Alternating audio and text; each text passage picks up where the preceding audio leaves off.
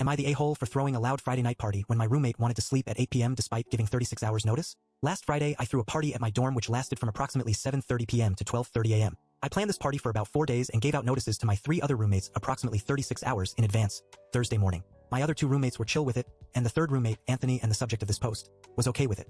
In fact, he definitely knew I was throwing this party as he asked me to ask my friend to buy alcohol for him. Some additional background information. Anthony for the past week was sleep deprived, but by choice.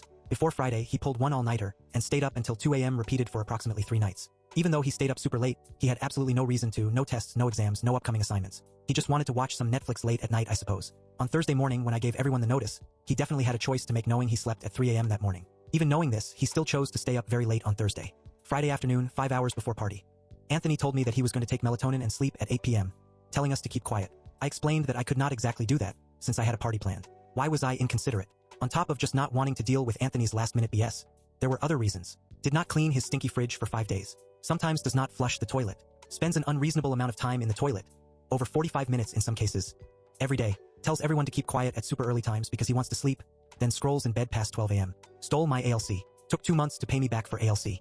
Used my PC without asking. Does everything in his power not to clean up his own hair in the washroom. Wanted me to stop drinking milk because he was convinced I was causing our rooms to stink up. It was his fridge. Never closes the front door. The party. It was loud, and we left my room's door open since it was 8 people crammed in a fairly small space, so it got very steamy. Since people were drunk and we were playing cards, it was loud. At 9:30 p.m., he spam calls me 3x and tells me to keep the noise down. I reply, I'll see what I can do, but told my friend in another language, the show must go on. The party goes until 11:30 p.m. where he calls me again and threatened to complain to the dorm admin about my noise levels. After that, I decided to tell everyone to quiet since my hand was forced. Next day, and he's pissed.